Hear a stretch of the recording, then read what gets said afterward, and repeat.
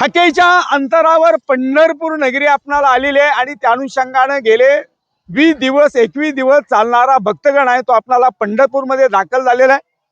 बंधू, आयुष्याच्या सुखद दुःखद वळणावरती वारी भेटते आणि माणसांचं आयुष्य बदलून जातं.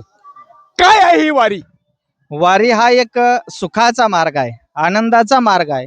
या महाराष्ट्रात जन्माला आलेल्या जीवाला कुठेतरी सुखाची प्राप्ती व्हावी म्हणून ज्ञानोबरायांनी वारकरी संप्रदायाची स्थापना केली आणि हा मार्ग दाखवला का या जगात तुमची आमची सोडवणूक करणारा, जन्म मृत्यूच्या तडाख्यातून सोडवणूक करणारा एकच आहे. तो का म्हणे तुझं सोडविना कोणी, एका चक्रपाणी वाचून या जगात फक्त तुमचा आमचा सोयरा तो विटेवरचा मालक आहे. हे जगाला कळावं किंवा जगानं समाजानं तिथपर्यंत पोचावं आणि त्यानं त्याचा उद्धार करून घ्यावा म्हणून ज्ञानोबरायांनी हा मार्ग दाखवत असताना जगाला सुख मिळावं, किंबहुना सर्व सुखी पूर्ण होणी ती ही लोके म्हणून ही परंपरा चालू केली. पहिली वारी भगवान शंकराने केली. पुन्हा ज्ञानोबरायांनी ही वारी चालू करत असताना कोणती जात कोणती कुळ काही न पाहता खटनट यावी आणि शुद्ध होणे जावे, जगाला सुखाची प्राप्ती व्हावी म्हणून हा मार्ग दाखवला. आणि जगद्गुरु तुकोबरायांनी तुम्हा आम्हाला ओरडून सांगितलं. एक अभंग मी गातो आज तुमच्या नवकेसरी चॅनलच्या माध्यमातून.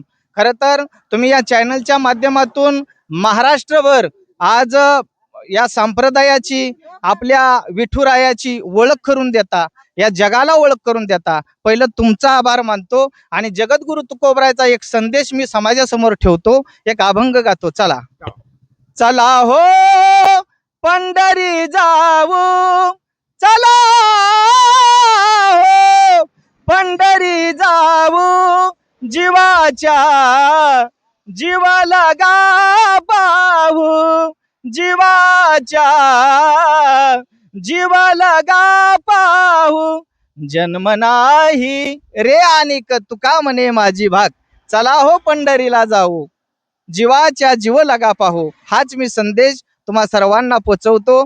या जगात सुख देणारा, सुखरूप आहे सा तुझा कोणी सांगा, माझ्या पांडुरंगा सारी खातो, सुखा लागी करीशी तळमळ, तरी तू पंढरीशी जा एक वेळ. हाच संदेश संताचा आहे. म्हणून जीवनामध्ये सुखाचा मार्ग जर असेल जर ती पंढरीची वारी आहे. रामकृष्ण हरी. हीच वारी खऱ्या अर्थानं तुमच्या आमच्या जीवनाला आकार देणारी वारी.